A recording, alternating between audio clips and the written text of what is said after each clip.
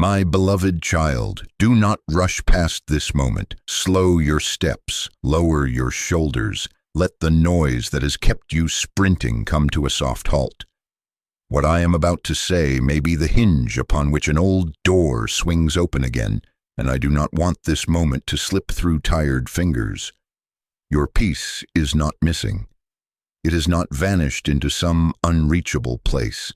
It is not held hostage by problems you cannot solve or by timelines you cannot control.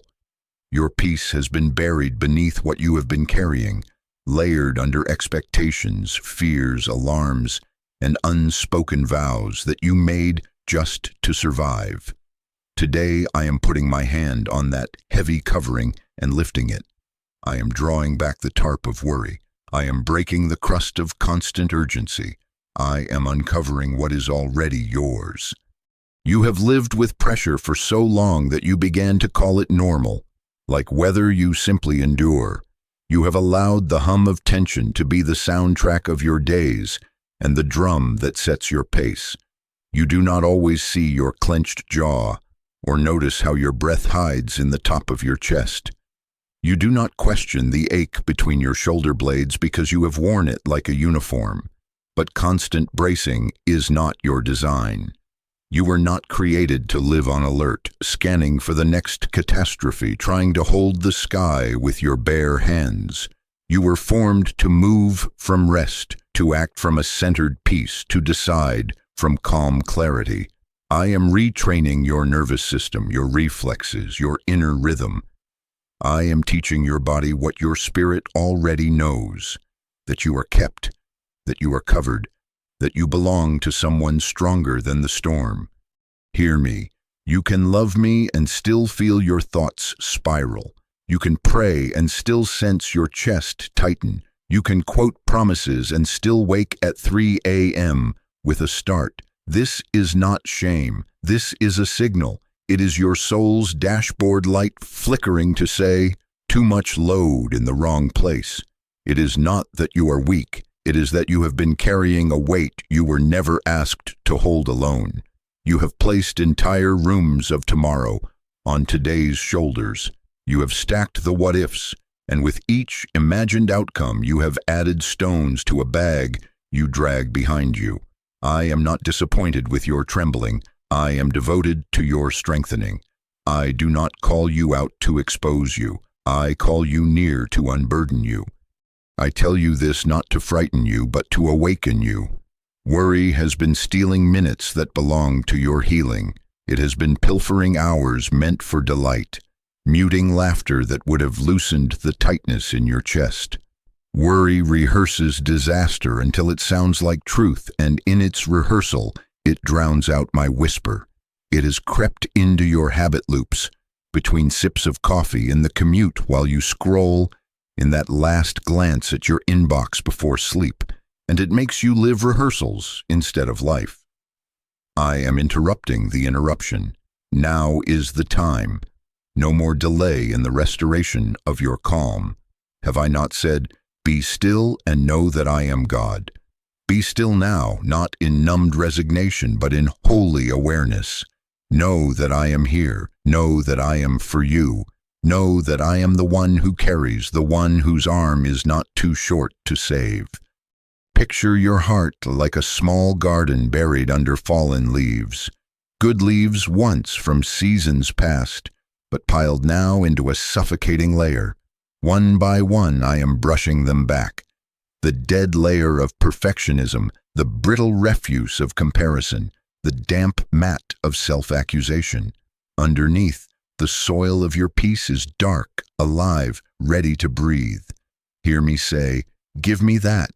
Give me the folder of what if I fail that you keep reopening. Give me the invisible ledger where you tally every misstep as if it determines your worth. Give me the stopwatch you've strapped to your calling, the one that says, hurry or you're behind. I am not asking you to become careless. I am inviting you back into my care. The Lord will fight for you. You have only to be silent. Let me lift what crushes. Let me carry what won't move when you push. Let me be God in the exact places you have been trying to be your own savior. You keep asking, what is wrong with me? I answer you gently, nothing is wrong with you. That surrender will not right. You have been trained by alarms, normalized by scarcity, hurried by voices that do not know your frame. But I know your frame. I made you. I knitted you together with capacities for joy, steadiness, tenderness, and courage, not with rigid grids of relentless performance. As a mother settles a restless child against her heartbeat, as a shepherd walks slowly until the flock remembers the path, I am resetting your pace. I am putting my hand upon your chest, even now like a weight that is mercy, saying slow, still, safe. When you wake tomorrow, you will find that I am already there before the first anxious thought tries to climb the ladder of your attention. Right now, do this with me. Unclench your jaw, release your shoulders, let your spine find alignment again. Exhale the breath you've been holding for years without calling it by name. Whisper, I am not my worry, I am yours. Say it again until the words stop feeling theoretical and become a key that turns the lock in your sternum. When you name what belongs to me, it lifts. When you yield what crushes you, it loses jurisdiction. Peace does not arrive when every variable behaves. Peace arises when your heart remembers where to rest. And rest is not passivity. Rest is posture. Rest is agreement with the truth that I am faithful and I am near. Understand this. I am not asking you to earn a feeling. I am revealing an inheritance. Your peace has been under everything you piled on top of it. Expectations others placed on you. Expectations you placed on yourself. The labels anxiety tried to stencil across your forehead while you were too weary to protest. I am brushing off the dust, washing off the residue, and calling your peace by its rightful name. What you cannot manufacture, I cultivate. What you cannot hold, I uphold. What you cannot fix, I redeem. So hear my decree over you now. The era of constant bracing is over. The reign of hurry as your master is ended. No power of anxiety, no whisper of condemnation, no phantom deadline will name you anymore. I place my name upon you, beloved, held, kept. I lift the burden. I break the spell of urgency. I untie the knot behind your ribs. Do not rush from this. Let slowness sanctify this hour. Let your mind become quiet enough to notice the river already running. This moment is a threshold. Step over it with me. Breathe. Notice how, beneath the ashes, the ember of calm glows again. I am here. I am teaching you even now to rest again. My child, I see the spiral. I see you smiling in public, offering yeses and jokes and tidy answers. And then I see you unspooling when the room empties, when the door clicks, when the light under the hallway fades. I watch the night magnify what daytime muffles. The hum of the refrigerator becomes a soundtrack to rehearsals. The glow of your phone becomes a stage light for what if. The digits on the clock mark not the hour, but the number of scenarios your mind must sprint through before it will dare to sleep. I see how worry talks to you in the quiet, not as a shout, but as a steady whisper that pretends to be responsible, a narrator of worst-case scripts that calls itself wisdom. What if this breaks? What if they leave? What if the email means everything is collapsing? I see how the loop tightens and how you try to outthink the ache with more thinking until your thoughts are not moving forward, they are circling the same drain. Hear me. The spiral does not only live in your head, it recruits your body into its labor. Tight shoulders are its scaffolding, shallow breath is its metronome, the race of your heart is its drumline. Your jaw clenches like a gate, your stomach knots as if it must digest tomorrow before it arrives. Your sleep shatters into fragments that never remember morning. Worry does not simply borrow your attention. It demands payment in your strength. It taxes you in minutes and in muscles, in cortisol and in quiet. And it does so with a tone that says, this is necessary, this is prudent. while it empties your reserves like a leak you cannot find. I am not condemning you for these patterns. I am telling you why you feel the way you feel. Your body has been standing guard at a door I never asked you to patrol alone. You have called it overthinking, as if it were a personality quirk to be endured. But I show you something truer. It has been an invisible siege against your rest. Not every attack arrives as catastrophe. Many arrive as relentless anticipation. The enemy knows that if he cannot cut the house down, he can keep every light on through the night until the occupants move through the day as shadows of themselves. Anticipation that never ends is a storm that never rains. It makes you carry an umbrella in every room and still leaves your soul soaked. I tell you this not to frighten you, but to awaken you to the scheme, to turn on the light and name the thief who prefers the disguise of your own responsible voice. Why does it feel louder at night? Because night is when your outer duties unhook and the inner guard you have posted all day finally has the floor. In the sunlight, you push through on adrenaline and appointments. In the darkness, the audit begins, and your mind calls itself into court to argue every detail of tomorrow's case. Silence magnifies sound, emptiness magnifies echo, and the hour before sleep becomes a hallway with too many doors. But hear me. The night was not given to you as a courtroom. Night is a blanket of my covering, a time I designed to restore you, to sing over you, to cradle your breath back to depth. The spiral is loud at night because exhaustion becomes a sounding board, not because you are failing, not because you are faithless, but because you are tired and in need of shelter.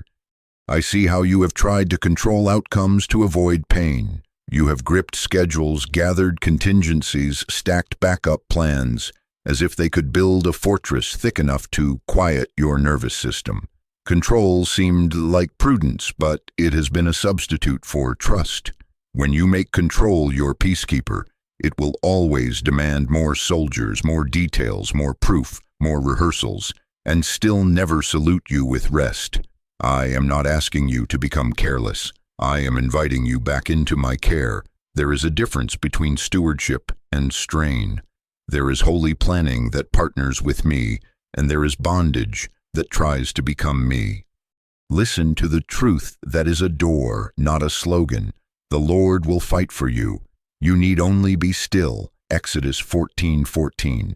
Not still as in frozen by fear, but still as in surrendered, aligned, unhooked from compulsive rehearsal.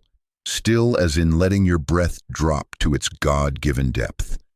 Still as in placing the gavel back into my hand and stepping down from the bench where you have tried your own heart night after night. Still as in letting me take the first watch. When you treat these words as a doorway, you step out of the courtroom and into my chambers. You exchange argument for assurance, bracing for being held.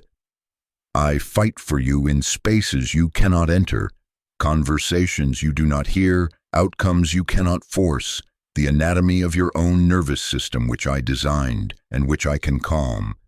When you spiral, you are not proving deficiency, you are signaling depletion. You are not disqualified, you are overextended. You are not weak, you are weary from standing where I asked you to sleep under my wings. So come under covering again. Let my presence be the weighted blanket that quiets the jitter, the roof against the rain of dread, the soft hand that releases your jaw and says, "No more argument tonight." I am close enough to count your breaths, to steady them, to write peace into your exhale. I am here to interrupt the interrogation, to turn off the bright light of suspicion over your own head, to say, "Case closed for the night. The judge who loves you has adjourned this court." Do not argue with your exhaustion. Honor it as the signal that it is.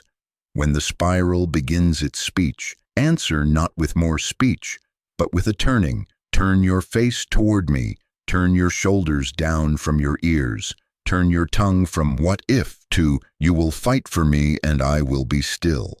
Let this not be theory but practice. Hand on your chest, feet on the ground, breath slow and honest. You do not have to think your way out of the spiral. You can be led out. I am the shepherd in your midnight, and I know the path out of the thicket. The night will not name you. The spiral will not define you. It has only been proof that you are tired and loved, exhausted and seen, in need of covering and already being covered. Stay with me here and watch how the volume lowers, how the tyrant of what if bows to the king who is already here. My child, hear me with the weight and warmth of my voice upon your shoulders. You are not weak. You have been on an invisible battlefield and calling it just life. You thought you were merely disorganized, too sensitive, not tough enough to carry what others seem to carry without flinching. But I tell you, the pressure you have felt has not only been deadlines and details, it has been contention for your focus, because focus is how you carry faith. When your focus fractures, your faith feels far, not because it has left you, but because the noise has crowded the frequency where you hear me. I am not rebuking you for being human. I am revealing the field on which you have been contending, so that you stop blaming your soul for smoke from a fire you did not start. I tell you this not to frighten you, but to awaken you. There are forces that prefer your mind in constant emergency mode, forces that cannot revoke the calling upon your life, so they attempt to exhaust your attention before you arrive at the appointed door. For we wrestle not against flesh and blood, but against principalities, against powers, against the rulers of a darkness that loves the hum of panic in your chest. Ephesians 6:12. That email that seemed to fill your lungs with static, that unexpected bill that made your ribs tighten, that conversation replaying like a thread you cannot stop pulling. These were not only practical problems, they were also pressure points pressed by an enemy who studied your tells and timed the tap of anxiety to your most vulnerable hours. But I am here to say, enough. I am here to remove the false verdict that declared you unfit because you felt it. Sensitivity is not failure. It is often the early warning system I placed within you. What matters is to bring that signal to me, not to the court of self-punishment. Know the difference between responsibility and burden. I have given you stewardship, not oppression. I gave you assignments to tend, relationships to honor, decisions to make. I did not give you the job of being your own savior. Responsibility in my presence is a yoke I share with you. It is carried with me, paced by me, infused with rest because I am yoked to you. Burden is what happens when responsibility loses connection to my presence and tries to power itself with fear. Responsibility plans, burden polices. Responsibility listens and responds. Burden interrogates and accuses. Responsibility moves from peace. Burden manufactures urgency. When you notice your shoulders rise and your breath climb into your throat, do not shame yourself. Simply return to the shared yoke. Say within yourself, "This belongs to us, not to me alone," and watch how the bar that was choking you becomes the beam we lift together, light because I carry the weight. The adversary's tactic is not always to block your path in open daylight. Often it is to thin your strength by 1,000 small alarms. If he cannot shut the door I have opened before you, he will attempt to make you too jittery to walk through it. He will strobe lights at you at 2 a.m.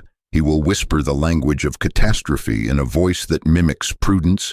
He will take ordinary tasks and lace them with dread, so that tying a shoelace feels like disarming a bomb. He knows that a chronically startled heart cannot hear an instruction that arrives like a whisper. He knows that a soul punished by its own vigilance will begin to shrink from joy, suspicious of ease, allergic to rest. I expose this not to dramatize your days, but to disarm the spell of normalizing it. The siren has been on too long. It is not responsible to keep it blaring. It is wise to switch it off. and I am with you in this field. You are not defenseless, and you are not alone.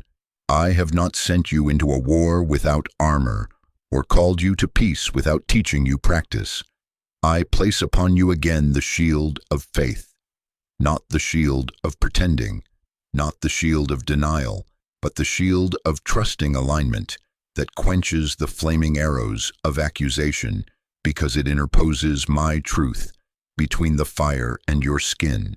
I fasten the belt of truth to your waist, not just facts, but the person of truth, steadying your core so that every gust does not double you over. I fit your feet with the readiness given by peace. Yes, peace is not only a gift to receive, but a ground to stand on. Your stance will change your stamina. You have tried to stand with clenched jaw and locked knees. Now you will stand with soft jaw and settled breath, with roots growing down into my nearness. That is how you fight without acting like you are always in a fight. There have been voices from generations past that tutored you to brace, to expect the other shoe to drop, to wear hypervigilance as wisdom. Those lessons were survival in their time, but they do not have authority over your covenant. I am rescuing you from inherited alarms and silent codes that said, "Do not rest or you will be caught unprepared." Hear me correct that code. Watch with me, yes. Worry without me, never. Christ has redeemed you from every curse, meaning the invisible locks can be broken, the residue washed, the old signatures crossed out with my blood and my name written where the accusation once stood. Your name is not anxious. Your banner is not emergency. I call you held. I call you kept. I call you taught by peace. So now that you see the field, I will teach you a new way to stand, one that does not require constant tension, one that does not steal from tomorrow to pay for today, one that treats rest as strategy rather than reward. You will learn to step out of the siren and into cadence. You will learn to interrupt the reflex of fix it now with the response of align with me first. You will learn to bless your nervous system with the truth that you are safe in my care, that you can move steadily because I am responsible for outcomes you cannot engineer. When the pressure system of worry tries to reassert its old jurisdiction, you will answer it, not with helplessness, but with practiced decree. The Lord fights for me. I will be still. You will feel the difference between strain and strength, between effort and agreement, between speed and grace. Do not despise the training. This is not another project you must complete under threat. This is me reshaping your wings before you fly, so that flight will not break you. What you called delay in relief has been alignment in your stance. Now is the time. No more delay in how you carry what I have given. I am setting you on solid ground.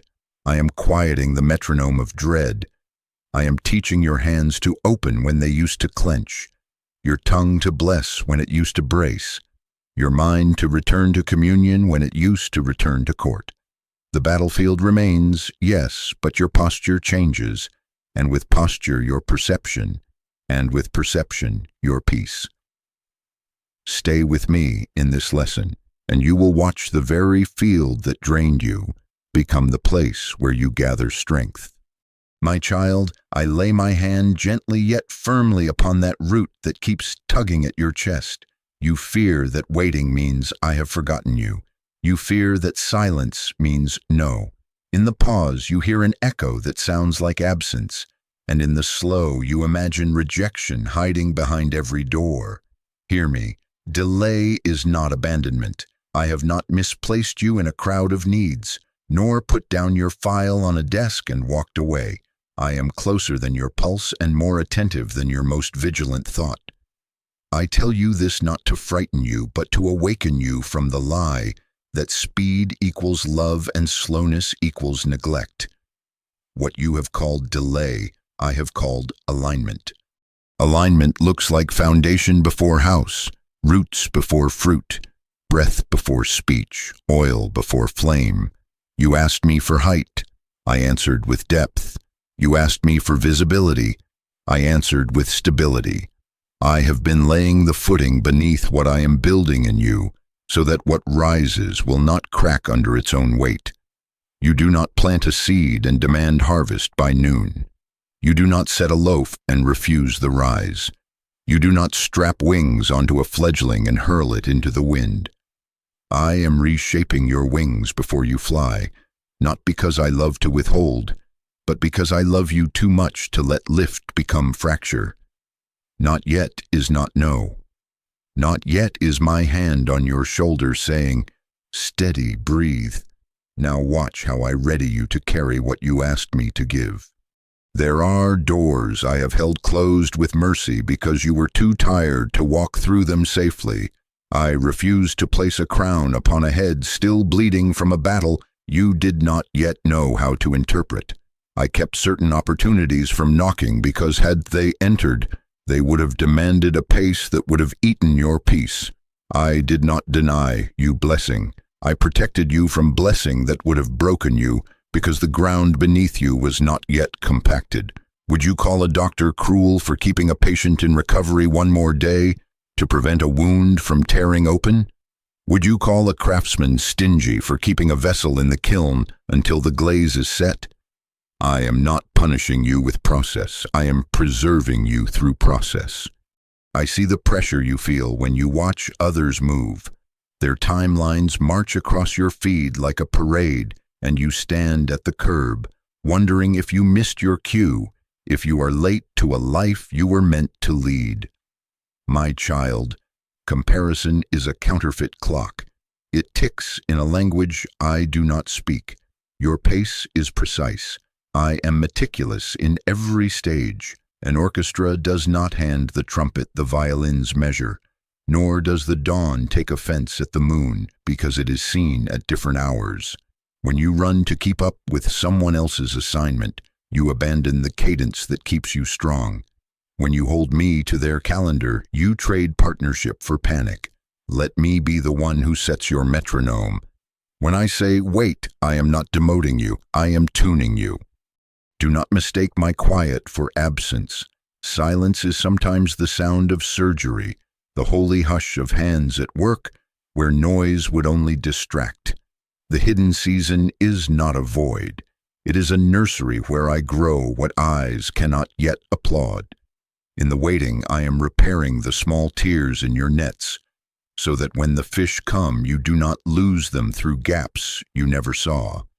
In the pause, I am teaching your lungs a slower song, writing rest into your reflexes so that when the door swings open, you enter with calm, not with scramble.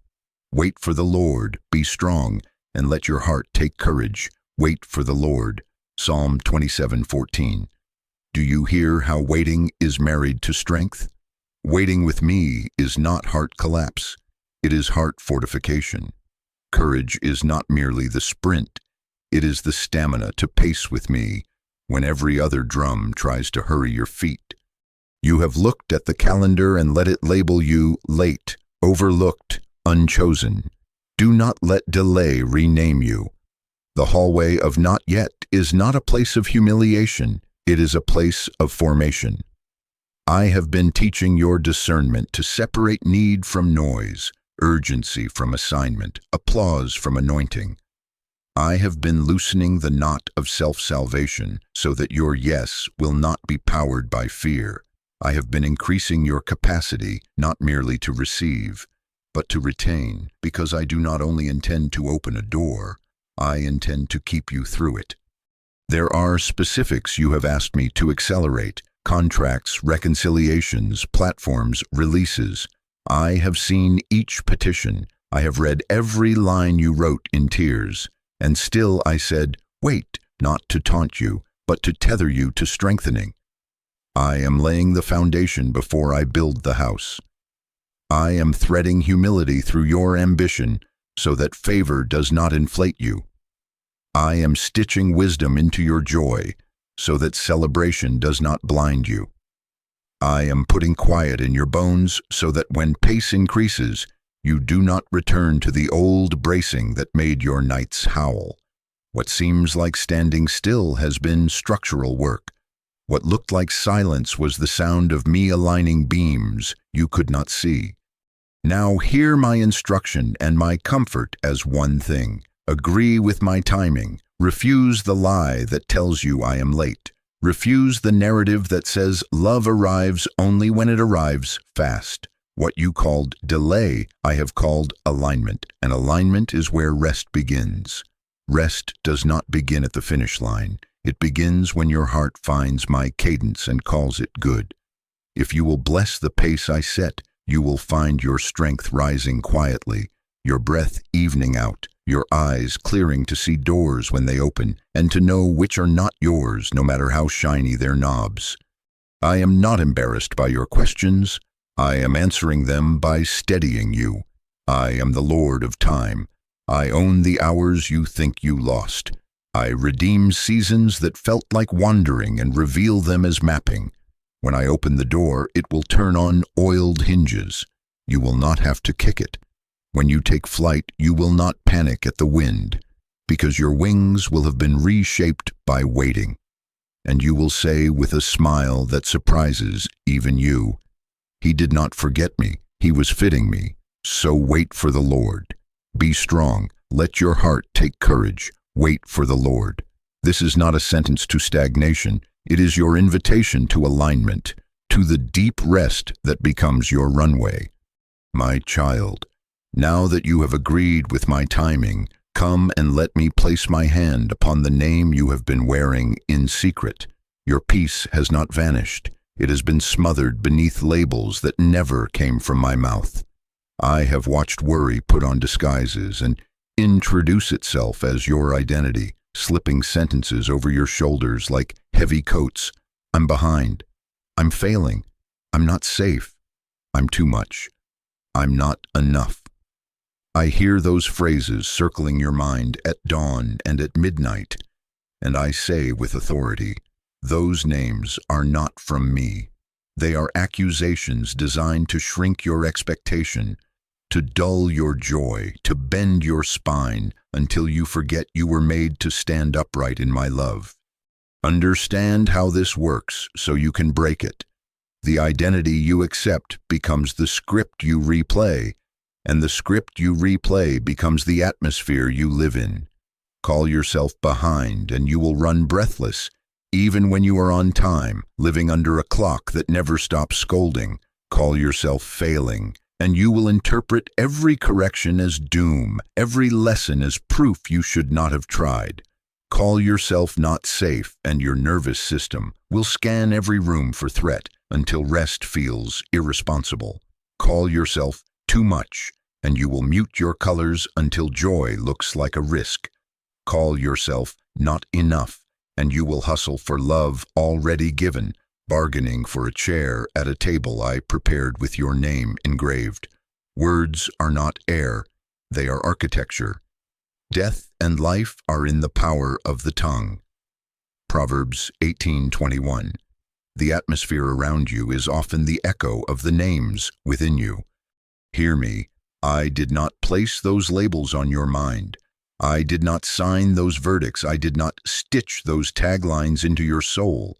The adversary prefers accusation over attack because accusation recruits you to agree against yourself. But today I revoke the counterfeit. I am the one who names. You shall be called by a new name that the mouth of the Lord will give. Isaiah 62:2. I call you mine. I call you beloved. I call you steadied. I call you kept. I call you wise. I call you on time in my time. To all who received him, he gave the right to become children of God. John 1:12. Your first name is child. Your last name is loved. Any label that cannot fit between those two is a lie. So learn the practice that frees you.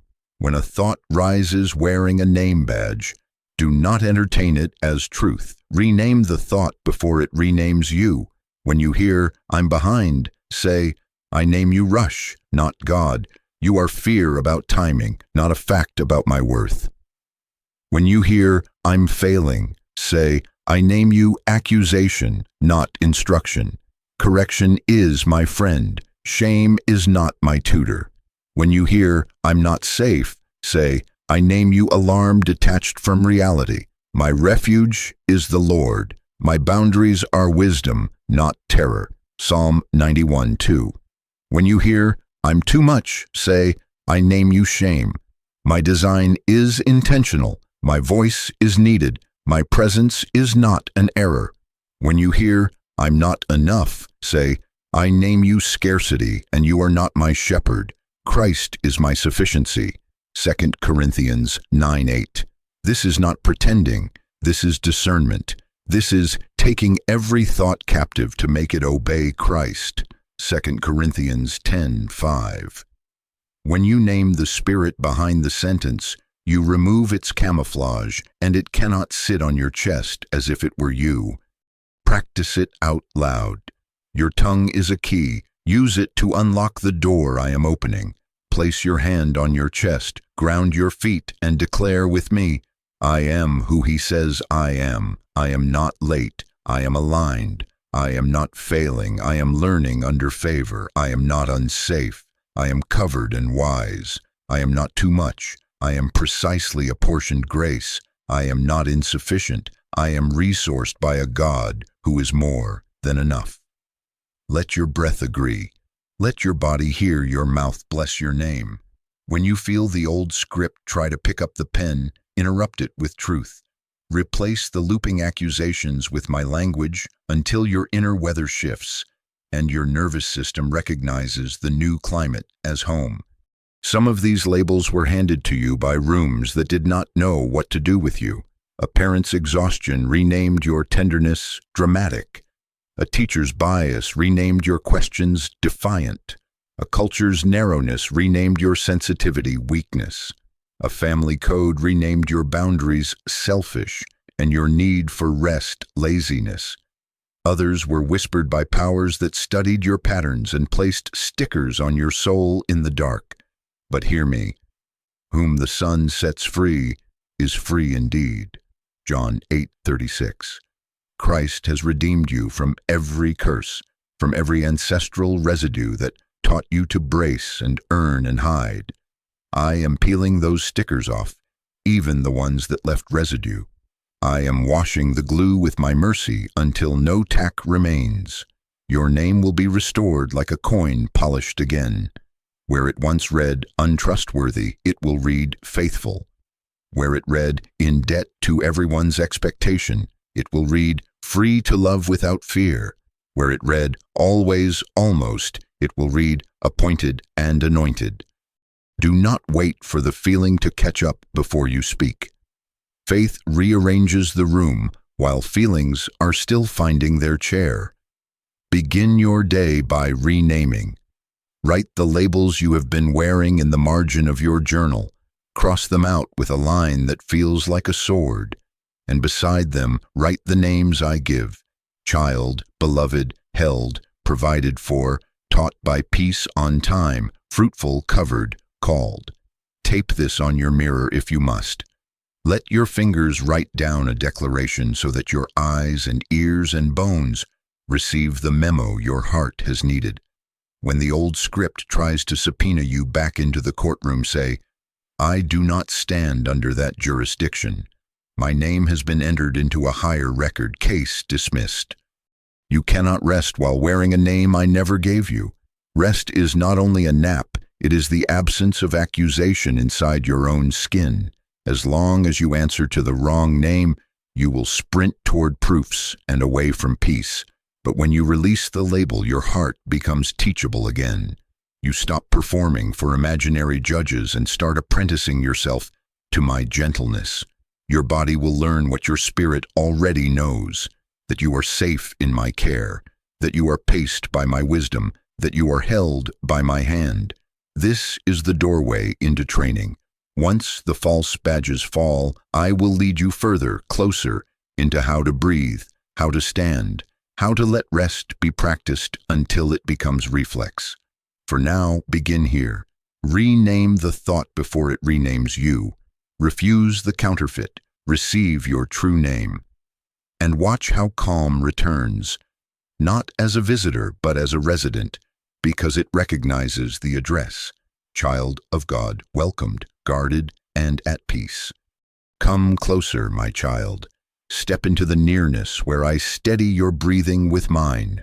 You have agreed with my timing and begun to remove the false badges. Now I will teach your body what your spirit already knows. I do not care only for your beliefs. I care for your body that carries them, the jaw that clenches without your permission, the shoulders that creep up toward your ears, the breath that forgets how to descend. I fashioned you dust and breath together, nerves and spirit joined. I am Lord of both. So let me coach you with the tenderness and command of a father who knows where your muscles hold memories your mind cannot name. Right now, feel your feet on the ground I made beneath you. Spread your toes gently. Unclench your jaw. Let your tongue fall from the roof of your mouth. Lower your shoulders 2 inches and then lower them again. Unfurl your hands. Loosen the fists you did not mean to make. Lift your chin just enough that your neck is not bearing the apology it learned to wear. Breathe with me. In for 4, out for 6. Again, fill slowly, not to the top where fear begins to sip air from a straw, but to the middle where peace smooths the edge. Exhale longer than you inhale and say under your breath, "Be still and know." Psalm 46:10. With each out-breath, allow the siren to dim. With each in-breath, receive what you cannot perform. I am with you. I am for you. I am not late. Hear me. Rest is not laziness. Rest is trust in motion. Rest is not the collapse of responsibility. It is the refusal to fund tomorrow with the currency of today's strength. When you rest with me, you do not abandon your assignments. You place them back into the yoke that fits you, because I carry the greater weight. Matthew 11:28-30. Rest says, I will not sprint with both feet on the pedals, one on gas, one on brake, smoking my soul for fear I will be passed.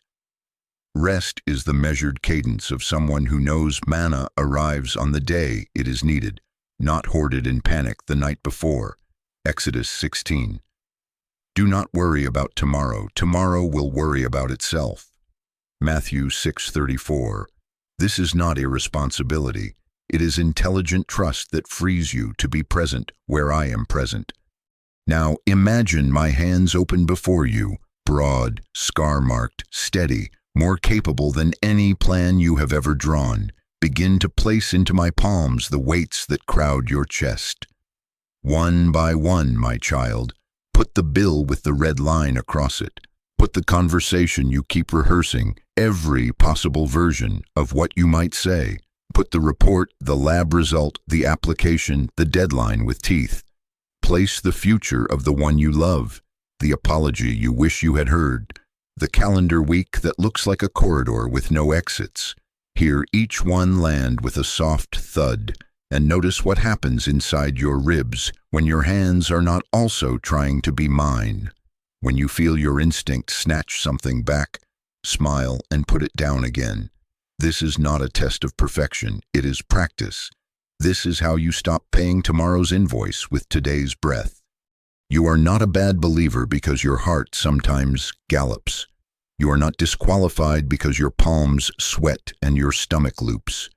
You are a beloved child learning a new rhythm after years of marching to an emergency drum. I tell you this not to frighten you, but to awaken you to compassion for yourself while you train. I am not grading you on how still you can sit.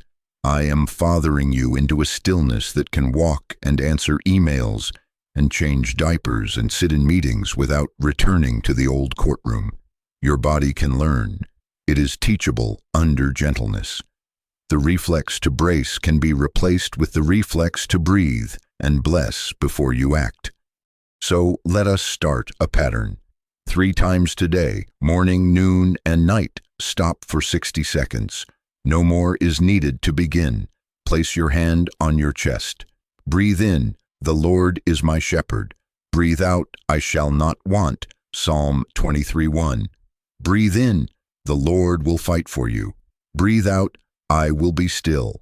Exodus 14:14. Let the words be more than scripture on a page.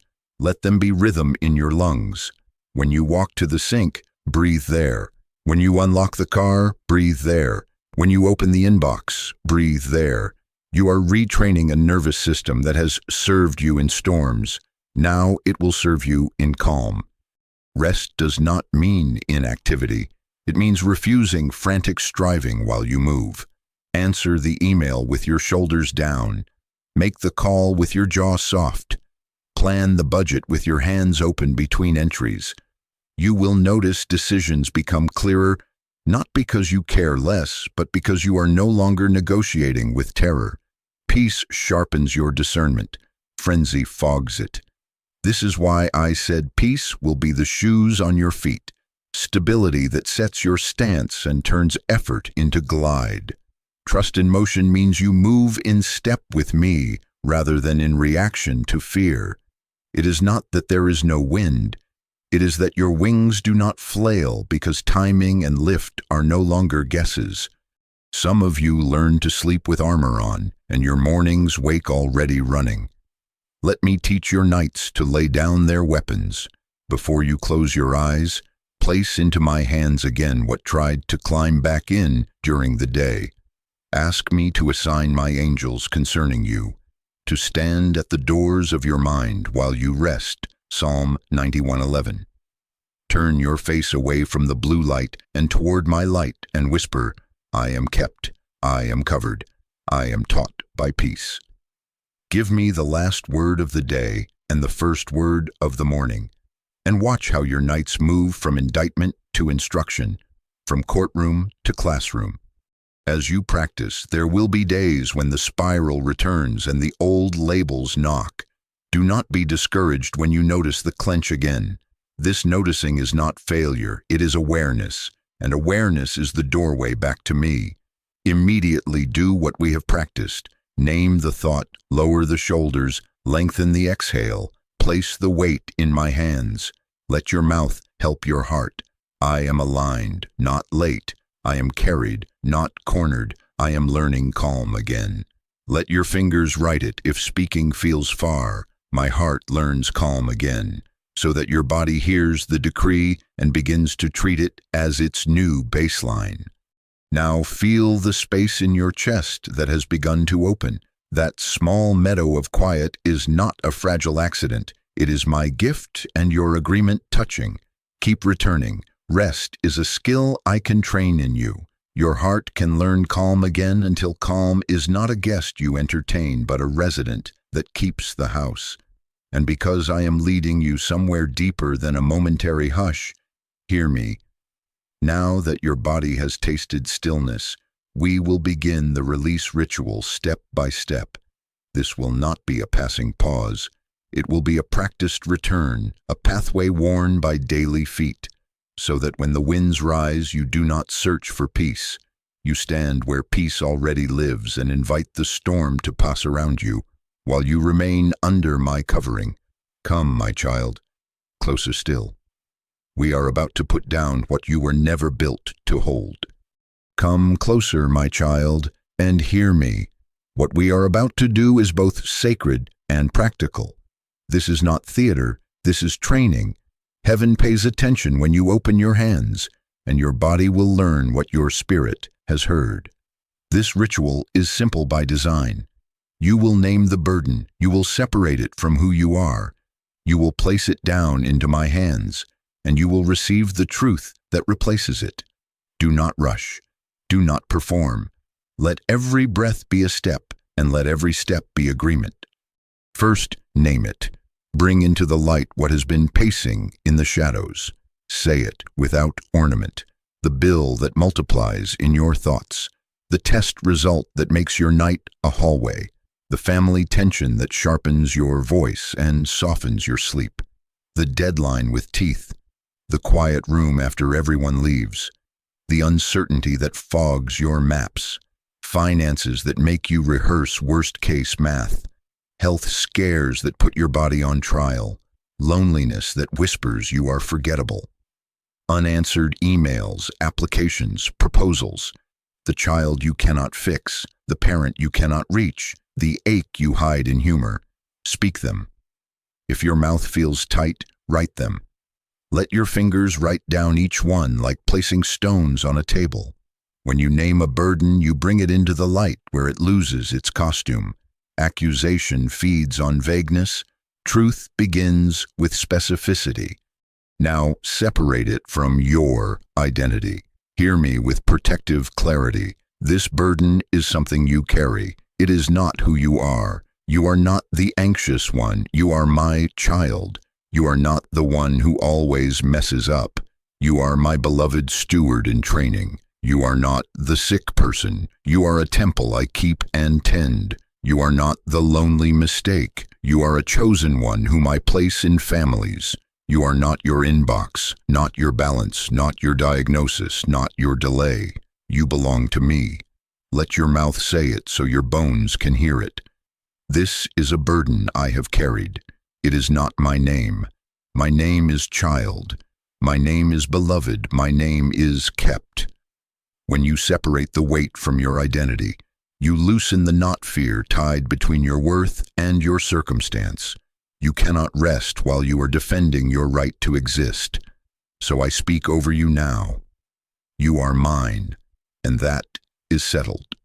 Now place it down. Imagine my hands, broad, scar-marked, steady, opened before you. Take the first burden you named and, with your own voice, say, I release this into God's hands. Again, I release this into God's hands. Again, until your mind stops arguing and your ribs remember how to widen. If you must, assign a gesture. Lift your hands and set them down. Let your body preach to your brain. Be stubborn with surrender. Worry will try to snatch it back, to negotiate for one more hour of rehearsal. But you will answer it with the same phrase, gentle and immovable. I release this into God's hands. This is not denial, it is trust. This is not laziness, it is obedience. Cast all your anxiety on him because he cares for you. 1 Peter 5:7. Hear the motive, because he cares. My care is not a concept. It is an active force, a covering, a hand that holds without slipping. You are not throwing your concerns into a void. You are placing them into care. Do this for each burden, one by one. The finances. I release this invoice, this debt, this fear of lack into God's hands. Feel the unclenching when you remember I feed birds who do not budget and I clothe lilies who do not hustle. Matthew 6:26-30. Receive my provision. I receive your portion for me on time and in order. You are my shepherd, I shall not want. Psalm 23:1. The health. I release my body from my accusation and into your keeping. Receive my protection. I receive your covering. Under your wings I find refuge. Your faithfulness is a shield. Psalm 91:4. The family tension. I release my need to control every conversation and outcome. Receive my wisdom. I receive your gentle answer and peacemaking strategy. Set a guard over my mouth and tenderness in my tone. Proverbs 15:1, Psalm 141:3. The deadline. I release the panic around time. Receive my timing. I receive your metronome. You make all things beautiful in their time. Ecclesiastes 3:11. The vision awaits its appointed time. It will surely come. It will not delay. Habakkuk 2:3. The loneliness. I release the agreement with abandonment. Receive my presence. I receive the nearness that does not clock out. You are with me even in the valley. Psalm 23:4. The uncertainty. I release the demand to know every turn before I take the next step. Receive my guidance. I receive the voice behind me saying, this is the way, walk in it. Isaiah 30:21. For every fear, take the corresponding promise. For every lie, take the truth that fits it like a key. If your mind rises to argue, but what if, But how? But when? Answer it with this decree. I have placed it into care. Let that phrase become your shorthand with heaven. When the old script subpoenas you back to court, you reply, case transferred, jurisdiction higher. I have placed it into care. Breathe, and with each exhale, picture weight leaving your hands and peace filling your lungs like a tide. When you place the burden down, you make room for my peace to rise. Peace is not a thin layer you paint over panic. It is a presence that expands to occupy any space you clear. When your chest is not crowded by what is not yours to hold, your discernment returns, your vision sharpens, your humor comes back. Your tenderness is no longer a liability, but a lens. Make this ritual tangible if you need to. Set a small box where you pray and call it the care box. Write the burden on a slip of paper, speak the release out loud, and place it in. Touch the lid and whisper, into your hands. At night, empty the box with me by name. I placed finances, I placed that meeting, I placed my child, and do not pick them up again. In the morning, do not gather yesterday's worries as if you must resupply your fear. Gather my mercies, which are new, not recycled. Lamentations 3:22-23. Teach your environment this new habit. When your fingers reach for your phone to check if panic sent a message, let them reach for your declaration instead. Let your fingers write down a daily sentence that keeps your heart trained. Today I release and receive. I place my cares into God's hands, and I receive His peace, His pace, His portion. Do not despise repetition. You have repeated worry for years. Now repeat release. I am not counting how many times it takes. I am counting the breaths that are learning me. Some days you will feel weight lift like a curtain. Other days you will notice 3 hours later that your shoulders did not climb. Both are victories. I tell you this not to frighten you, but to awaken you to partnership. I have appointed my angels to minister to those who inherit salvation. When you release, you give them room to work. When you clutch, you crowd the space where help would enter. Open your hands and watch help arrive through doors you did not know existed. Seal this in the present tense. Speak after me now. I cast all my anxiety on you because you care for me. I am not my burden. I am your child. I place into your hands what I cannot hold without losing my peace. I receive your provision for my needs, your protection over my body, your wisdom for my relationships, your timing for my path, your presence in my lonely places, and your guidance for my steps. I have placed it into care. Peace, rise. Say it once more so your marrow remembers. Peace, rise. And as it rises, feel how room is made inside you for calm to become your new normal, not a rare guest, but the one who keeps the house with you, because I dwell there too. My child, now that your hands have learned to place what they cannot hold into my care, come and stand with me in a deeper room. You have felt it for years but could not name it. A courtroom in your own mind with fluorescent lights that never turn off. A bench where a stern voice sits. A table stacked with files stamped unsafe, unstable, always one step from disaster. The prosecution is a chorus of what if. The bailiff is an old alarm that wakes even when there is no sound. And you, my beloved, have been made to sit as the accused in a trial that never adjourns. You thought this was personality. It has been persecution. You thought constant self-cross-examination was maturity. It has been a verdict waiting to fall. I tell you this not to frighten you, but to awaken you to what I am doing now. I am rewriting the record, and the courtroom of your mind will no longer convict you. Hear my decree with the weight it carries. I overrule the accusation. I overturn the sentence of fear. I dismiss the case that shame has kept on the docket, past its expiration date. I am closing files that were never authorized to exist under your name, voiding warrants that terror issued without my signature. There is therefore now no condemnation for those who are in Christ Jesus. Romans 8:1. I strike from the record the statements that were obtained under duress, the confessions you made to survive rooms that misnamed you, the oaths you swore to never need, never ask, never be too visible.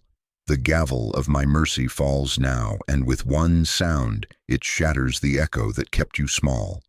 Look with me and see what I do in the unseen. I go to the shelves where the old transcripts have gathered dust. I pull the folder labeled scarcity that your family passed down like a fearful heirloom. I stamp across it in red, redeemed. I take the docket called abandonment that trained your nervous system to brace. I write, I will never leave you nor forsake you, Deuteronomy 31:6. I lift the case file accidental, always almost. I inscribe, appointed and kept. Having canceled the record of debt with its legal demands, I set it aside, nailing it to the cross. Colossians 2:14. What the accuser has read over you in whispers, I now replace with witness statements from heaven. Beloved, bought, belonging. I speak gently because I know some of this noise is older than your own history. The scarcity that made you count and recount the groceries, the way the house stiffened at the sound of keys, the money that always ran short 3 days before payday, the apologies that never came, the arguments that taught you love equals walking on glass. These are echoes from generations past, residue of covenants made in fear, survival vows that got sewn into lullabies. But hear me, cycle breaker, you are not carrying a fate, you are carrying an assignment. Christ has redeemed you from every curse. Galatians 3:13. What followed the bloodline as a shadow does not get to follow you as a master. The blood of Jesus speaks a better word than the blood that cried from your history. Hebrews 12:24. I am rescuing not only you, but through you I am rescuing a whole line, teaching a family to sleep without armor, to spend without panic, to speak without daggers. You will be the one who ends that cycle, not by rage, but by rest, not by defiance alone, but by decree. So hear the decree I put in your mouth. When accusation rises to read its script, you will stand and say, objection, and I, your advocate, will answer, sustained. When the old judge inside tries to bang the gavel of doom, you will whisper, I rest my case in Christ, and I will reply, case closed. No weapon formed against you shall prosper, and every tongue that rises against you in judgment, you shall refute. This is your heritage. Isaiah 54:17. Do you hear it? Refuting is your portion. Overturning is your practice. The courtroom of your mind is changing jurisdiction. The accuser of the brethren has been cast down, Revelation 12:10, and I install a new presiding presence, the Prince of Peace. Under his government, evidence is weighed by truth, not terror. Memory is interpreted by mercy, not malice. Delay is called alignment, not abandonment. As this inner verdict is overturned, notice how the outer environment begins to respond. When the courtroom closes, energy returns because you are no longer paying legal fees in the form of constant bracing. Sleep deepens because your nights are no longer cross-examinations. Clarity sharpens because frantic fog has lifted from your decisions. You will find emails easier to write because you are not arguing with an invisible jury while you type. You will find budgets less punishing because they are not proof of your worth. They are tools under wisdom. You will notice that doors which once seemed sealed begin to open with ordinary keys, because peace changes how you knock, and discernment changes which doors you even bother to try. Guidance gets audible when the gavel stops pounding. You will hear a voice behind you saying, "This is the way, walk in it." Isaiah 30:21. Direction is a byproduct of rest because you can finally hear me without the translator of fear. I am not merely comforting you, I am commissioning you to enforce the new record. When the spiral attempts to reconvene court at midnight, you will not attend. You will send word. This mind is under new management. Proceedings cancelled. I have placed it into care. When an inherited script tries to subpoena you back into old roles, you will respond, I no longer answer to that name. When the file called worst case slams itself down, you will say, Exhibit A, God's faithfulness, and list aloud what I have already carried you through. Rents paid, fevers broken, mercies new, forgiveness given, breath returned. Testimony closes mouths. Gratitude is an affidavit that weakens the prosecution. Do not underestimate the administrative power of your declarations. They are not theatrics. They are signatures on the new decree. And because I finish what I begin, know this. Now that the court is quieting and the files are being sealed, I will hand you a new script. Peace has restored your discernment. Discernment will restore your direction. Direction needs words to walk with. I will teach you what to say the moment the spiral knocks. The short, sharp answers that disarm before the storm assembles. I am rewriting the record, and I am retraining your response. No more delays. No more unending trials. The fear verdict is overturned. Stand up, my child. Step out of the box where you once sat accused. Walk with me into the hall where sentences of life are read, and prepare your mouth. A new script is coming, and with it, a way of living where your mind is not a courtroom for accusation, but a sanctuary where peace presides and wisdom speaks. Now I place the new script in your hands, my child. Hear me. The spiral may try to return. Training is not certified in the quiet only. It is proven in pressure, in hallways where deadlines breathe down your neck, in nights when shadows grow mouths. I tell you this not to frighten you, but to equip you. You are not going back to the old courtroom. You are learning to post a guard at the door. The spiral loses power when you answer it with truth before it becomes a storm. So this is how you will answer, quickly, simply, with authority that does not shout but does not negotiate. When the first thought starts to gather clouds, interrupt. Do not wait for the sky to darken. Pause your hands. Drop your shoulders. 2 breaths, in for 4, out for 6. Then speak the counter-declaration before the momentum builds. Your pattern is this. Stop, breathe, declare. Do it exactly in that order, and do it aloud if you can. Whisper if you must. Write if your voice feels far. The faster you answer, the shorter the storm. The earlier you cut the wire, the smaller the blast. Be still and know that I am God is not a suggestion for quiet days. It is the emergency brake you can pull at any speed. Psalm 46:10. Now receive the lines I give you, short, sharp, and true. Let them be call and response between your heart and my heart until they live on your tongue like reflex. When fear says something bad is about to happen, answer, I am safe in God. Again, I am safe in God. Psalm 91, verse 2. When your mind begins to write catastrophe as if it were prophecy, say, I do not predict disaster. I practice wisdom and rest. Again, I do not predict disaster. When time hisses, you are late, you are behind, hurry or lose everything.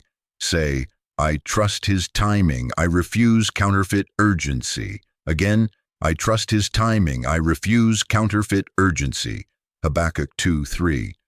When shame raises its head and says, here we go again, you always mess this up. Say, I am not my history, I am his. Again, I am his. Romans 8:1.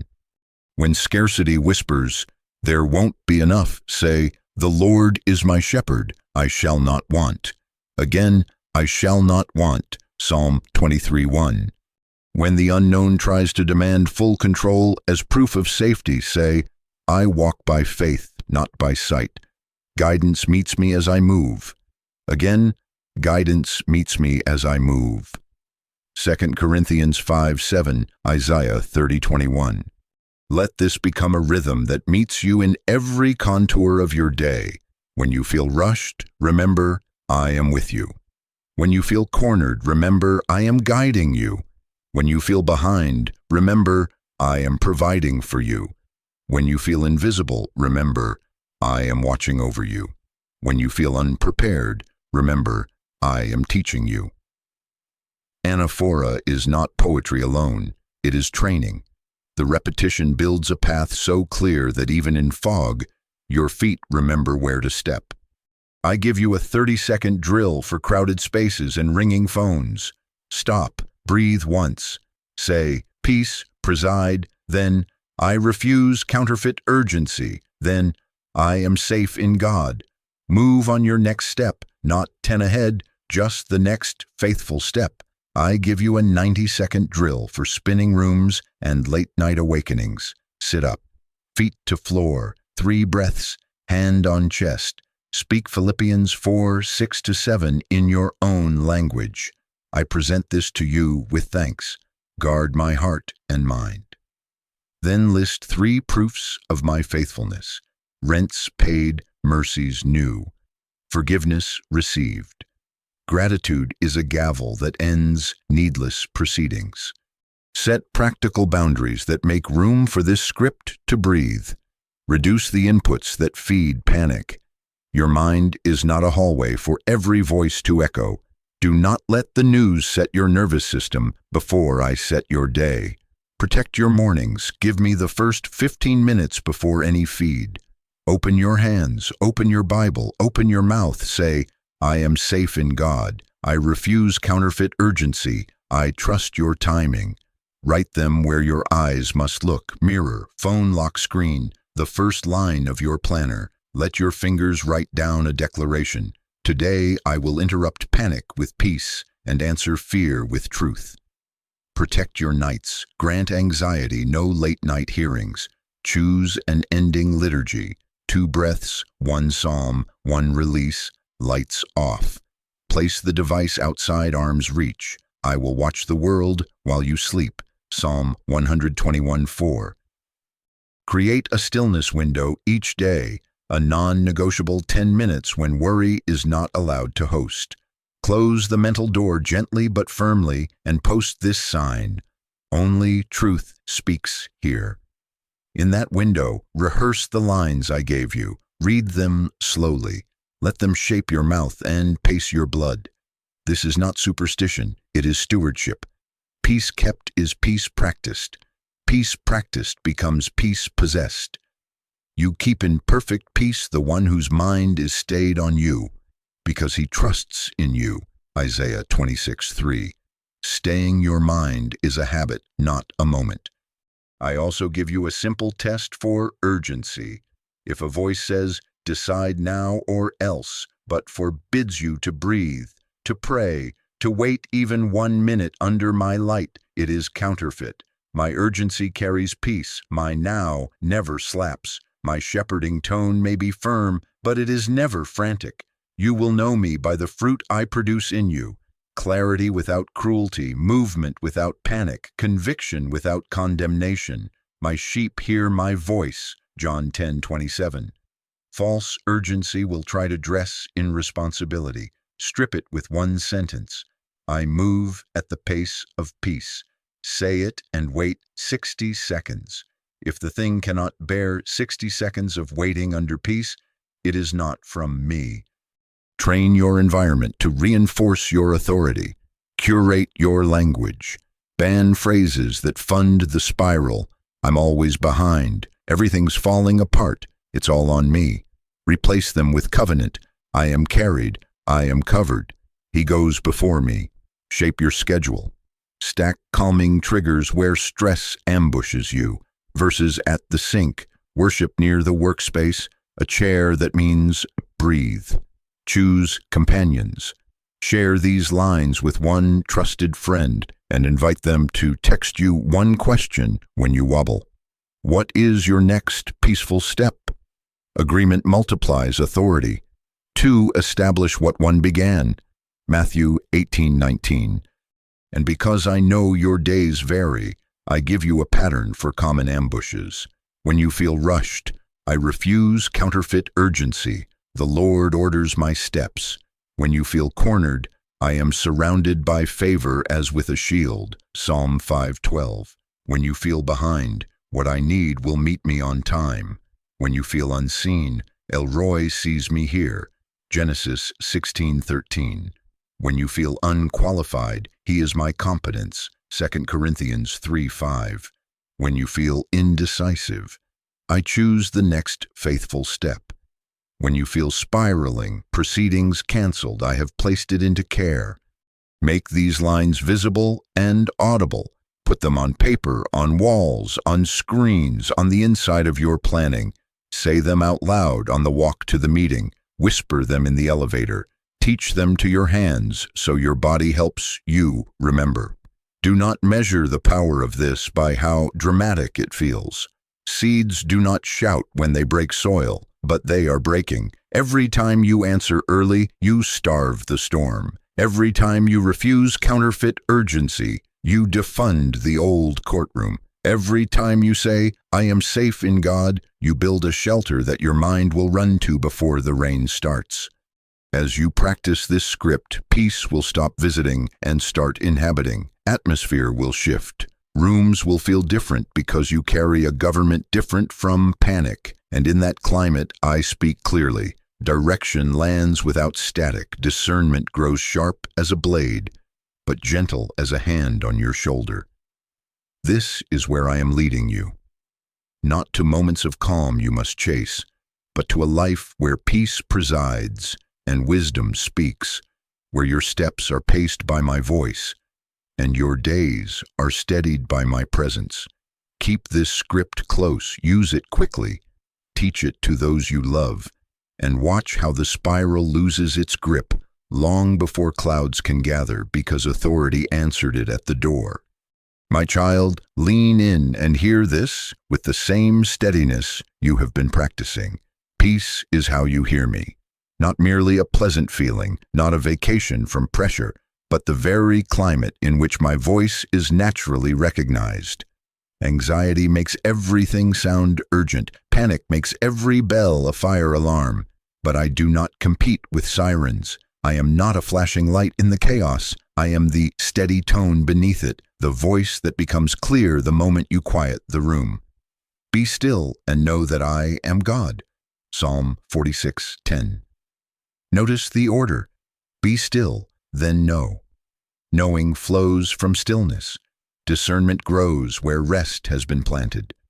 I am training you to decide from presence, not from panic. Panic demands a decision to stop the feeling. Presence produces a decision that aligns with truth. When fear shouts, choose now or lose everything, step back into the cadence you have learned. Breathe. Let your ribs widen. Ask, where is your peace, Lord? My guidance arrives like a river, not like a stampede. My will is a path made of lamplight, not a stadium flooded with blinding beams. Your word is a lamp to my feet and a light to my path. Psalm 119:105. A lamp shows the next steps, not every mountain and bend. I do not withhold the whole map to punish you. I lead you step by step to preserve you. If I gave you the floodlight, you would try to run to the horizon on yesterday's strength. If I keep it lamp by lamp, you learn to walk with me. Hear me speak tenderly into your uncertainty.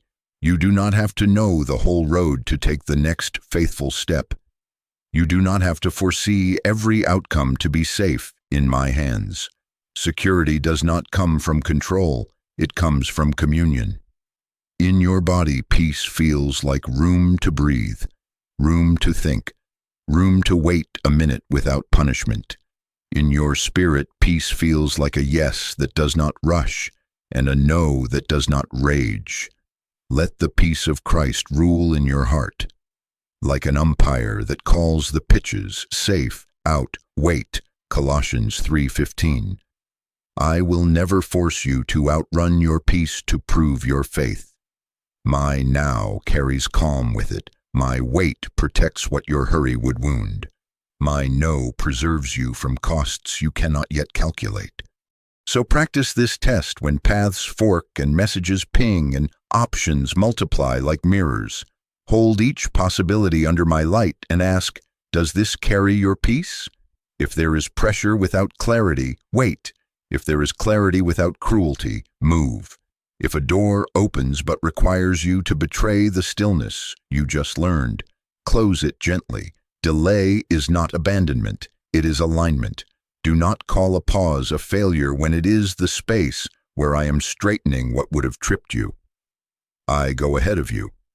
I prepare rooms. I line up the small confirmations that help your heart rest while your feet walk. Deuteronomy 31:8. You missed them before because the courtroom was too loud. You will notice them now, the repeated word in two unrelated conversations, the email that arrives exactly when you surrendered the timeline, the provision that appears like dew instead of a flood, the inner witness that hums instead of hammers. Every matter is established by the testimony of 2 or 3 witnesses. 2 Corinthians 13:1. Watch for the witnesses I send. Peace will gather them to your attention. Understand what I am doing in the unseen to support this new alignment. I am arranging calendars you do not control, softening hearts you have not met, editing sentences you will read next week, diverting a conflict that would have wasted your afternoon, cueing a call that will reach you in the exact minute your mind is quiet enough to receive it. I have appointed help you do not yet see.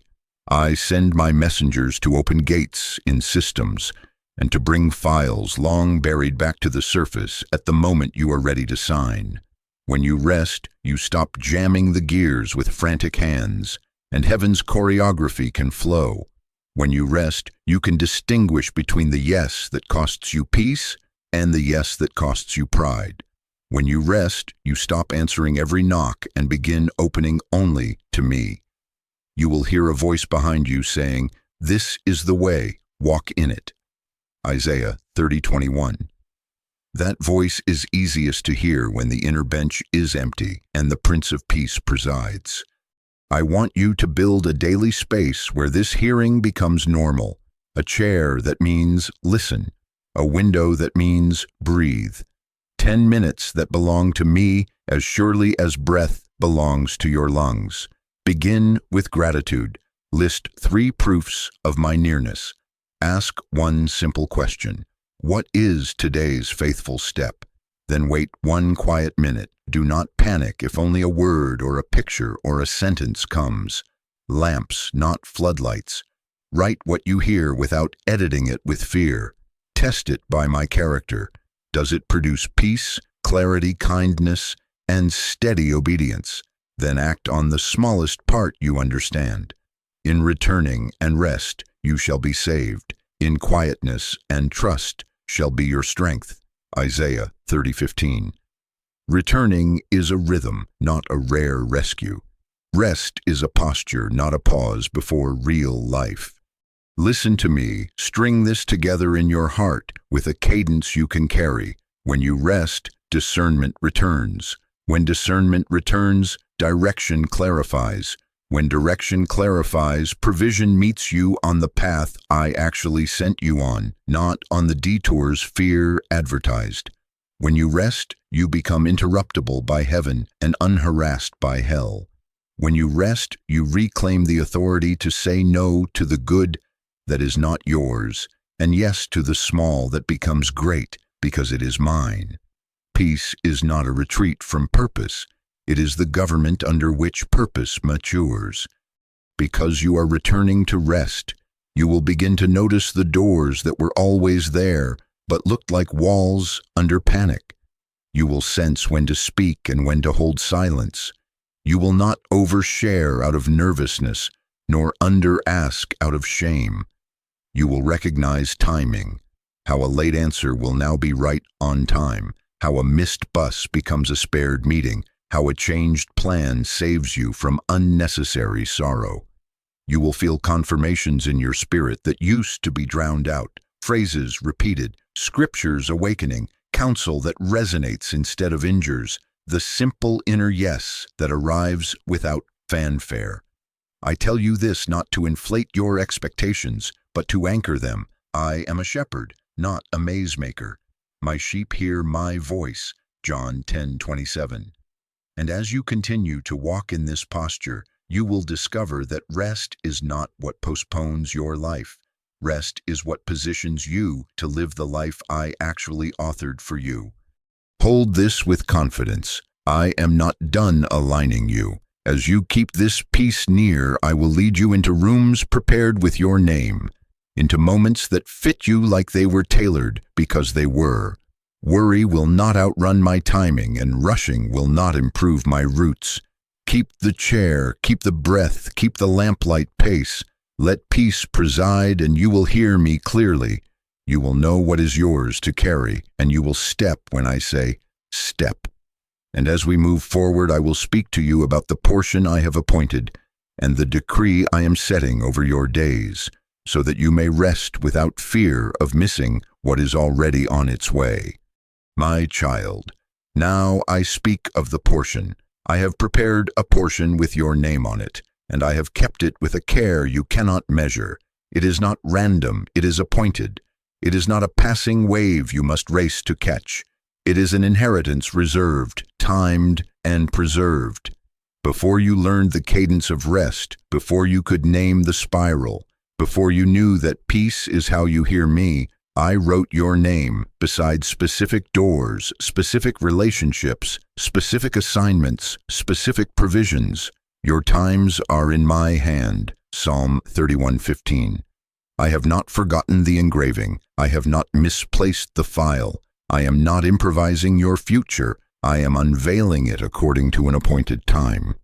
The vision awaits its appointed season. Though it lingers, wait for it. It will surely come. It will not delay. Habakkuk 2:3. Worry has been shouting a false gospel.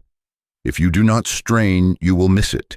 If you rest, you will lose the window. If you pause, someone faster will take what might have been yours. Hear me as your Father and your King. What bears your name by my decree cannot be stolen by another's speed. What I reserve, I also secure. No thief outruns my timing. No bureaucrat can misfile what I have signed. No detour you took in fear has the authority to delete what I authored in faithfulness. Rest is not you stepping off the path. Rest is you walking the exact pace at which grace meets you. Surely goodness and mercy will follow you. Psalm 23:6. Do you hear it? Goodness follows, not panic. Mercy catches you, not hurry. The portion is not a mirage on a horizon you must sprint toward. It is a table set in the presence of your enemies, and I am the one who seats you when the time is right. Psalm 23:5. So I decree over you now, worry will not outrun my timing. False urgency will not negotiate your inheritance away. Your rest is not disqualifying you, it is positioning you. I am aligning what looks immovable. I move people and they suddenly remember your name with favor. I move schedules and dates that were blocked become open exactly when you are ready.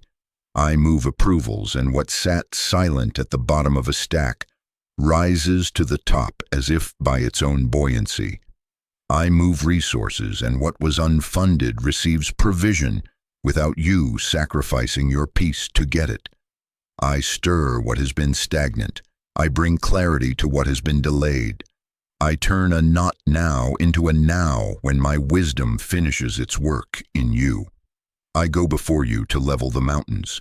I will break down gates of bronze. Isaiah 45:2. See, I set before you an open door that no one can shut. Revelation 3:8. And because I do not merely deliver gifts, I develop guardians. I am forming in you capacity to carry without collapsing, to increase without inflating, to receive without losing the rest that restored you. I am teaching your heart to hold more without hurrying more. I am enlarging your inner rooms, so increase does not make your peace feel crowded. Budgets will become worship, not whips. Calendars will become instruments, not tyrants. Opportunities will become assignments, not idols. I am training your yes to be peaceful and your no to be kind. I am building in you the infrastructure that keeps blessing from slipping through fingers trained only by survival. You will not only touch provision, you will keep it. You will not only experience favor, you will steward it. You will not only be promoted, you will remain planted. The blessing of the Lord makes rich, and he adds no sorrow with it. Proverbs 10:22. No sorrow means no frantic trade of peace for progress, no quiet tax of anxiety hidden in the fine print of opportunity. I remove that tax. Listen to how I am choreographing what you cannot see while you honor me with stillness. I am awakening someone to send the email that releases the hold. I am putting your name on the tongue of a decision maker in a room you have never entered. I am softening a heart that once slammed doors so that an old no becomes a new yes. I am retrieving a proposal that had dust on it, placing it again on the desk of one who can sign it. I am clearing an account that had been flagged, and I am correcting a line in a system that mislabeled you.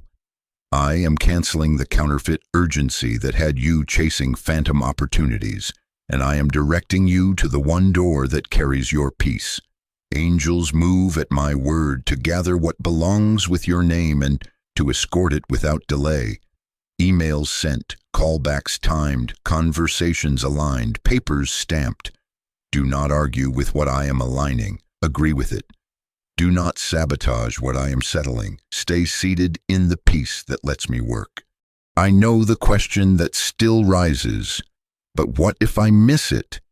Hear me. Missing is for maps you write by yourself. Guidance is for those who walk with me. If you are with me, you cannot be late to an appointment I scheduled. If the train is mine, it waits for you, or I reschedule the departure, or I change the route to meet you where rest restored your breath. I am not trying to beat you, I am trying to build you. The delays you called detours were often my construction zones where I widened your inner lanes so the future would not bottleneck your soul. When the appointed time comes, you will not need to shout to get on. You will recognize your name on the door, and you will step through at the pace of peace. Now I speak a decree for your days, and let it be settled in your bones. Your portion is appointed, your steps are ordered, your peace is protected, your timing is guarded. No more bowing to counterfeit urgency. No more bargaining away rest to buy outcomes I already own. What is mine for you, I will get to you, and I will get you ready for it. Every good and perfect gift comes down from above. James 1:17. It does not come up from panic. He who calls you is faithful. He will surely do it. 1 Thessalonians 5:24. And now, my child, you will seal this word, not as entertainment, but as agreement. In a moment I will have you let your fingers write down a declaration, a covenant of calm that your mouth can return to when the hour is heavy and the inbox is loud. Prepare your heart and your pen. Get ready to name what I have named and to refuse what I have refused. The portion with your name is on its way on the path of peace. Your declaration will be the sign on your door that says, "This house moves at the pace of God."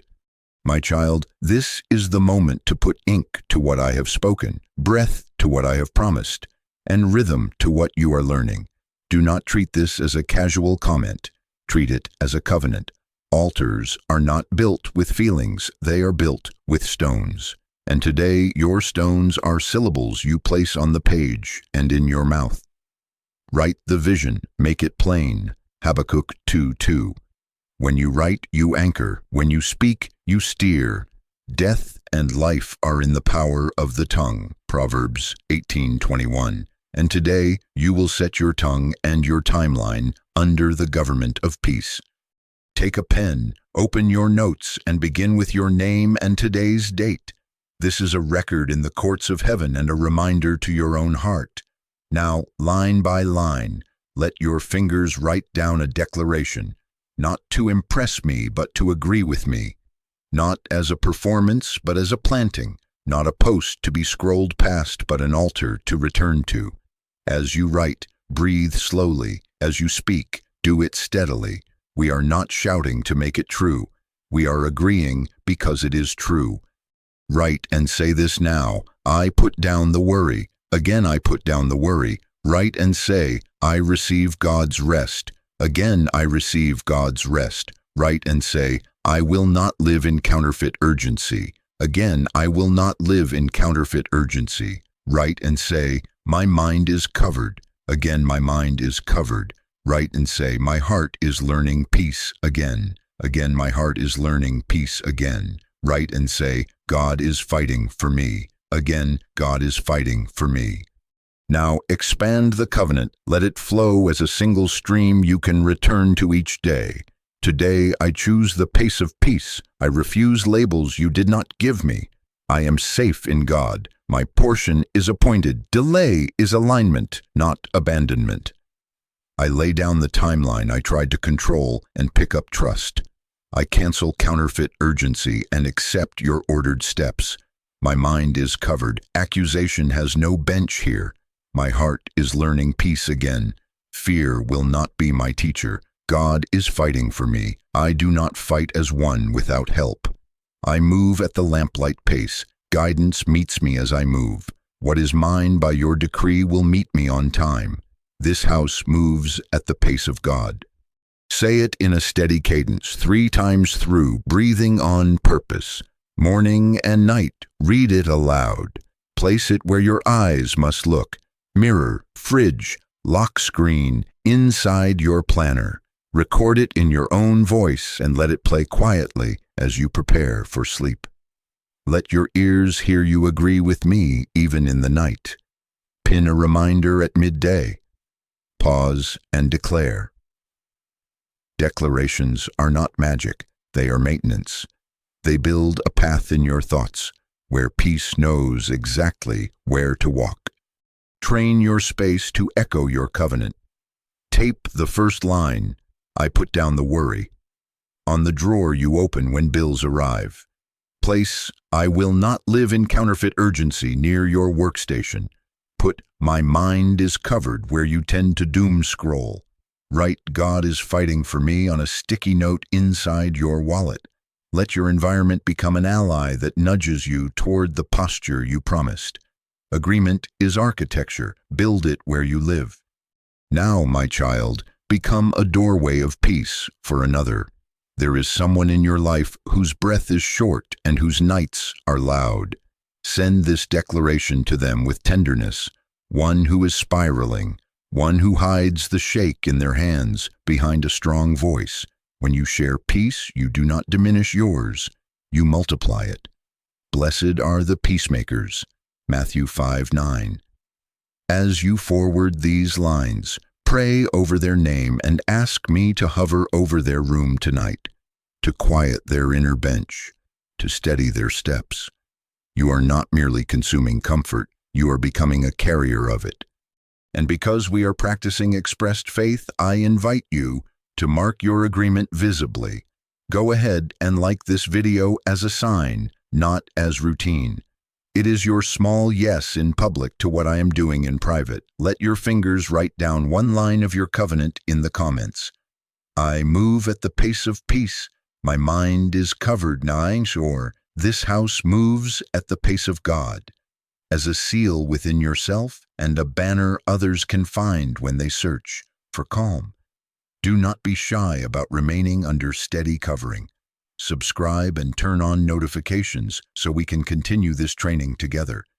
Think of it not as chasing content, but as returning to the chair where I meet you and reinforce what I am building in you. Create a liturgy of return. Each day, before you open any feed, open your mouth. I put down the worry. I receive God's rest. I will not live in counterfeit urgency. My mind is covered. My heart is learning peace again. God is fighting for me. End each evening the same way, 2 breaths slower than the day, letting the words settle like a blanket over your mind. If the spiral knocks at noon, do not wait for evening. Pull the emergency brake you have practiced. Stop, breathe, declare. Your continuity will train your chemistry. Your repetition will retrain your reflexes. The courtroom of your mind will grow quiet because the judge of peace is seated there. I tell you this not to burden you with another task, but to free you from 1,000 unhelpful ones. A single practiced declaration will undo hours of frantic rehearsals. A written covenant will outlast a wave of feelings. And as you keep returning, you will notice what I have already begun: a steadier pulse, a kinder inner voice, a growing trust in my timing, a capacity to say no to panic-shaped opportunities, and yes to grace-timed assignments. This is how a feeling becomes a framework, how a moment becomes a manner of life. Now we will move from declaration into prayer, because declaration directs your heart, but prayer surrenders your heart into my hands. Declaration set the guard at the gate. Prayer opens the door to intimacy with the King who guards you. In the next breath, we will not only say what is true, we will give me the keys again. Prepare to exhale what you were never built to hold, and to inhale the rest I have carried for you. Place your hand over your heart and stay with me.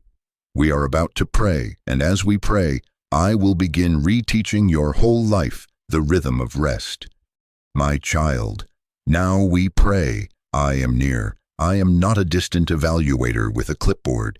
I am your father with outstretched arms, your shepherd with a gentling hand, your defender who stands between you and the storm. Feel my nearness like a blanket around your shoulders. Feel my gaze not as a spotlight, but as shelter. Nothing you bring in this moment will surprise me, and nothing you surrender will be dropped. Breathe and let your shoulders lower. You are safe here.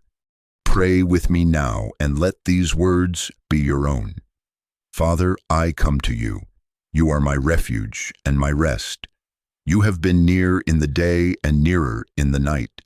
You know my frame, you remember I am dust, and you delight in mercy. I welcome your presence. I welcome your peace. I am not auditioning. I am returning. I am not performing. I am being held. Now confess without shame, because confession here is not punishment.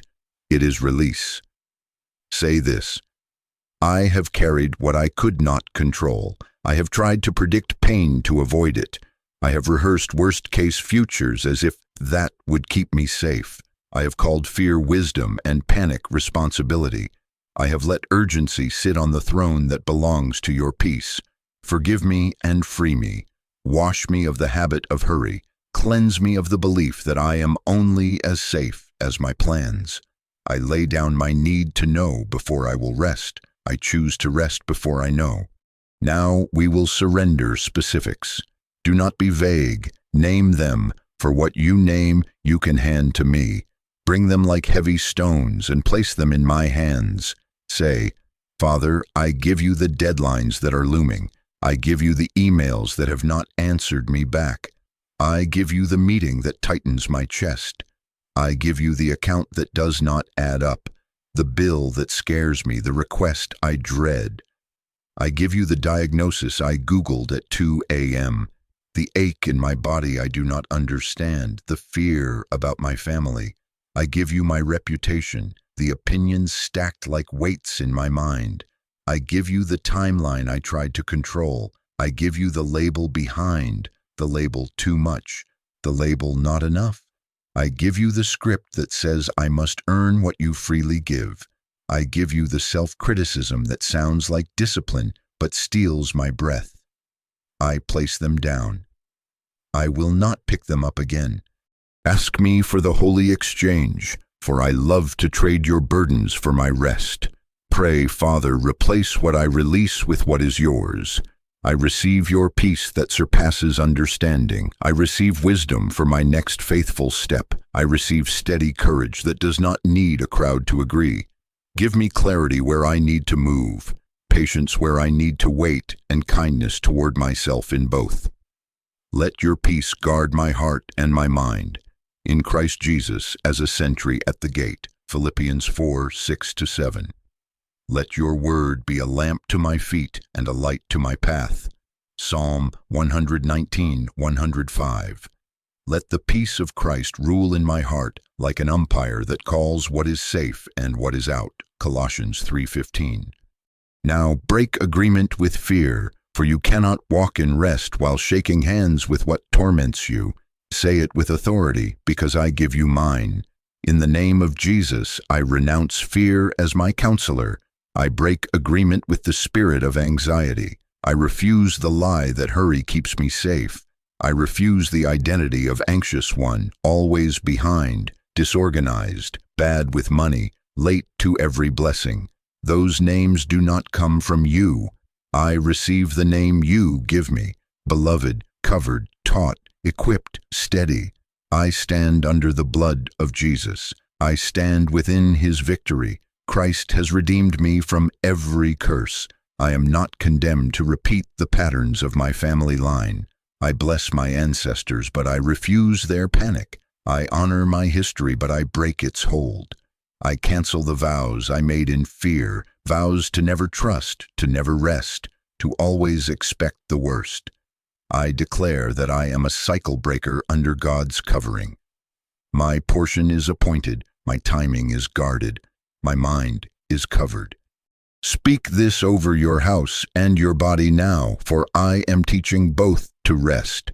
Peace of God rest upon my mind. Peace of God rest upon my nervous system. Calm my breathing. Lengthen my exhale. Steady my heart rate. Relax what is clenched. Let my body learn from my spirit what it has forgotten. Let my sleep be deep and protected tonight. Wake me not with alarms, but with your kindness. If I wake in the night, let your word meet me instead of worry. You give your beloved sleep. Psalm 127, verse 2. I receive that gift. Ask me for daily training, because rest is not a one-time rescue. It is a rhythm I write into your days. Pray, Father, school me in stillness. Train me to pause before I react. Teach me to return to the chair, to the breath, to the declaration. Give me disciplined focus for my work and gentle detachment from what is not mine to carry. Let me sense when my peace is thinning and know how to come back to you quickly. Make me interruptible by heaven, unharassed by hell, and gracious with people. Establish a morning liturgy of surrender and an evening practice of release. Guard my thoughts from rehearsals of doom. Interrupt the spiral with your whisper. Let my inner bench be empty of accusation. Seat the Prince of Peace there as judge. Set a watch over my lips so I do not speak fear into my future. Let gratitude be my native language and trust my practiced stance. Ask for discernment, that peace may also be your compass. Father, sharpen my ear to your voice. Let your yes carry calm. Let your no protect without shame. Let your wait be honorable in my heart. Bring 2 or 3 witnesses to each step you ask me to take. 2 Corinthians 13:1. Confirm what is from you and dissolve what is not. Keep me from counterfeit urgency camouflaged as opportunity. Give me boldness to close doors that steal my rest and humility to walk through small doors that bear my name. My child, I add my decree over your prayer. For when you surrender, I do not merely soothe you for a moment. I begin to reteach your whole life the rhythm of rest. I am lifting the burden that hid your peace. I am breaking the labels that bent your back. I am silencing the nighttime bench where fear pretended to be judge. I am sending help into your ordinary hours, a text that steadies you, a delay that protects you, a provision that arrives like dew. Angels move at my word to bring into order what had been tangled. Files resurface. Favor remembers your name. Conversations flow at the right time. You will not be crushed by what you've been facing, because I am beneath you as a foundation, and around you as a fortress, and within you as peace. Delay has been alignment. Alignment has become rest. Rest will now become discernment, and discernment will lead you into prepared rooms. Hear me settle this in you. I am near. I am moving. I am not late. I am not withholding what is yours. I am withholding from you what would harm your rest. I am teaching you to prosper without panic, to be diligent without dread, to walk steadily while storms shout. You will sleep, and I will work. You will wake, and you will find the edges of your life softer, the tone of your inner voice kinder, the pressure that once felt holy now exposed as counterfeit. You are learning the cadence of the kingdom, and it will keep you. Seal this prayer now. Say it out loud with me, Amen. And again, to settle it deeper, Amen. Now place your hand over your heart one more time and receive what I am pouring. Say it in a steady cadence until your breath matches the words. I receive rest. Again, I receive rest. One more time with the confidence of a child who knows they are covered. I receive rest, and it shall be so.